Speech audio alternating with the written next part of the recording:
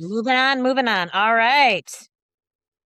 We've got let's put some who wants to throw some cash on about who's the next one? Since I obviously I know can't who you remember. want. Jason Gore. Yeah, I was gonna say Jason. All right, here we go, guys. Good evening, everybody. Thank you for allowing me to come into your house and talk. My name is Jason Gore. A little bit about myself. I was born and raised in Hammond. I'm 53 years old. I've been married to my wife for nearly 20 years. I have two sons and three grandchildren. Professionally, I've been in law enforcement for 27 years. My first 6 years I spent with the Maryville Police Department, 2 years of patrol, 4 years undercover with DEA. 2004, I got hired as a special agent with the Bureau of Alcohol, Tobacco, and Firearms, ATF. I was assigned to work violent crime. In that time, I have worked the most significant violent crime cases in this county, investigating organized crime and gangs. As a supervisory special agent, I led investigations into these same organizations, taking hundreds of gang members off the street and solving 40 homicides, all here in the Northern District, all here in Hammond, East Chicago, and Gary, Indiana. As your next sheriff, this is what I propose to do. First of all, I want to make Lake County a safer place to live and work. And how do you achieve that? By building a world-class police organization that is ready to work, to restore the trust in the public, to partner with their local partners, to professionally develop, train, and treat the men and women of the Sheriff's Department with the dignity that they deserve, and to fight crime every day. That is what our mission will be under my control. Our jail, frankly, needs a whole lot of work. We're going to tackle that and start bringing some more bodies in there and making the Lake County Jail the place that it could be. Because we can't house people. Well, we can't arrest our way out of our problems. And if we can't house people, we certainly cannot arrest people. Additionally, I will work on transparency, making sure that the things that we do with and around the Sheriff's Department are available to you.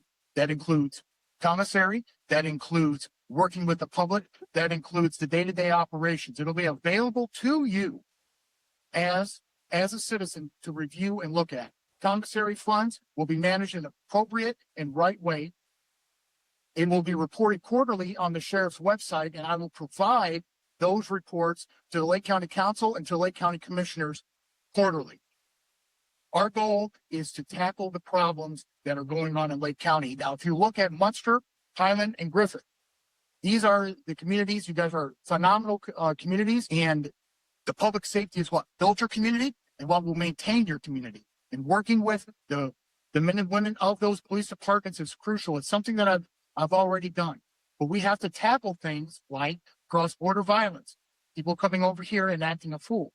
We have to look at fentanyl overdoses. We have to keep our thumb on gangs coming into our area and acting up.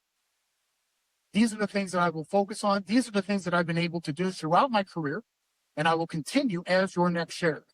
So again, my name is Jason Gore, and as for your vote on May 5, please come out and vote, and thank you for your time. Before we dive into this, I just want to make sure everybody knows this forum was a Highland, Munster, and Griffith sponsored forum. So that's probably, and I should have caveated this at the beginning. So that may be why he mentioned those specific communities. But Carmen, I am going to jump to you. You're up next for the first take here.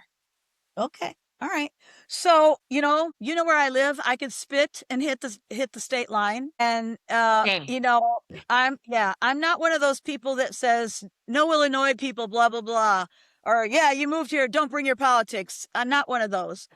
I am, however, one of those that if you're coming across the border to commit crimes, I really don't want to be that close to where you're allowed to do that or anywhere. So I get that part of it. I think that his experience with the DEA and the ATF, even though people, have problems with the fact that he has the gang experience and the getting the weapons off the street experience, I love that. What he didn't say is, and this was impressive to me because it did not happen in this administration where you just have to be a crony to get super security clearance, but he obtained the top secret security clearance in the U.S., and they put him on the scene as the ATF on-scene tactical commander at the 2024 Democratic National Convention. That's a lot of responsibility. So obviously he knows how to make things happen. I'll be very frank. I think some people may be turned off to him because they don't like Tom McDermott. I happen to I've lived here right on the border between Hammond and Munster for 14 years now, and I have been pleasantly surprised at how well the services run in this city and how well the police officers are trained in different things. People's personality, like Tom, he's tends to blurt out, and I just see that as his ADHD in a man. So I like that. I don't mind that. Obviously, there's a lot of money going behind his campaign. So I think some people may have issues with that. I don't necessarily have issues with that.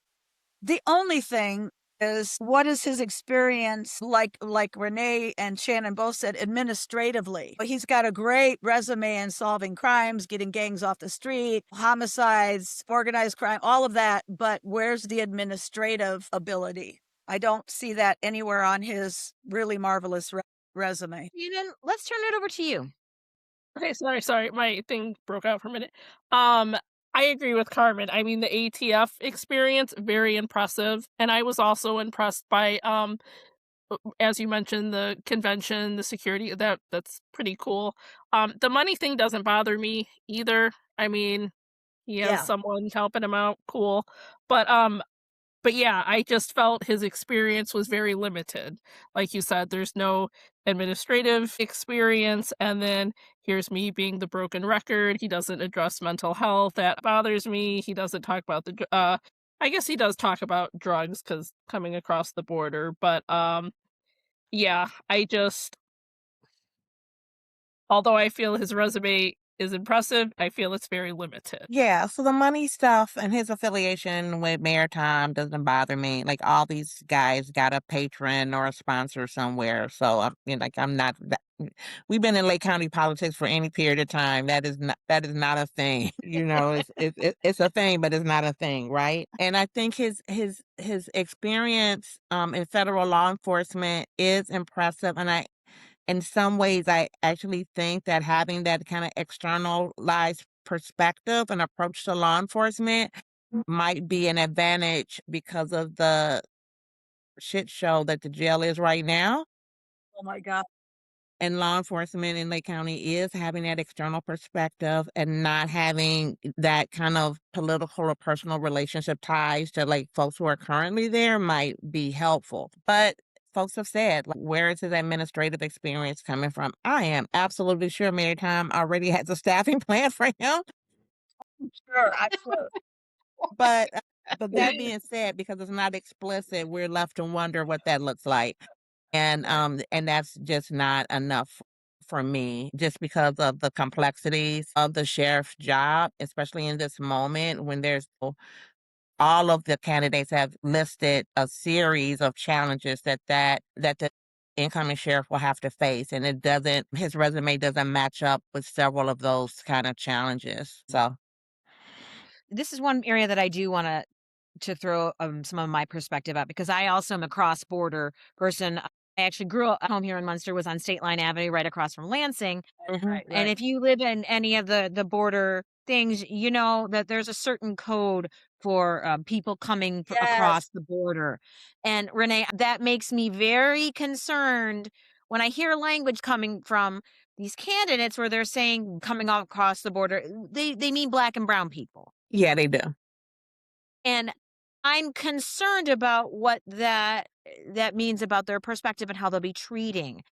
Do you share those concerns that somebody like Maria or Jason Gore are not necessarily going to have keeping multi-ethnic relations strong and have a good perspective on that? Are we going to see more Yeah, no, racism from candidates that say things like that? yeah, that coded language does, make the hairs on the back of my neck stand up a little bit based on how they've utilized that language. I mean, no one's going to come out and say that they have any kind of internalized bias or, even unrealized bias on that stuff. The fact of the matter is that with him using that phrasing specifically, other candidates who've used that phrasing specifically makes me wonder about like over policing, over surveillance, over prioritization of certain individuals over others. And that is a concern. And I've talked to other people who have, especially in the African American caucus, the Dem caucus, who have indicated that that is problematic to them. Carmen?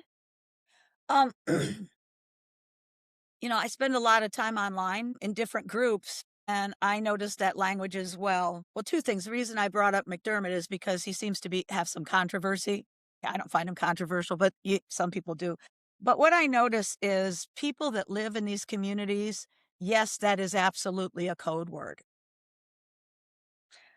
I don't know if the candidates mean it that way, and the only reason I'm questioning this is because if you're a member of the regional news source group and you're watching like arrests being made and chases and all of that, you see a lot of people from Illinois. So I don't know if that plays into what they're saying. Because I didn't think anything of the police officers saying it because of that. I do think when the residents say it, I really believe it's coded language. That's my only caveat, but I agree with Renee that every time I hear that, oh, those Illinois people, it is coded. And or they'll say, oh, well, you moved in, but don't bring your politics here. You just want to go, you can't control anybody. You know what? It's not the color of the person, it's the cash. Poverty creates more crime than color. Yes. Alrighty. So I'm glad that we got that one chewed over because I noticed too people have been commenting about Right. that kind of language Yeah. poking through. And if you don't live in these border communities, you Right. don't necessarily know what that language means. So if you're not, so let's mosey on to our next one. We're almost through here, guys. All right, let's see who's coming up next.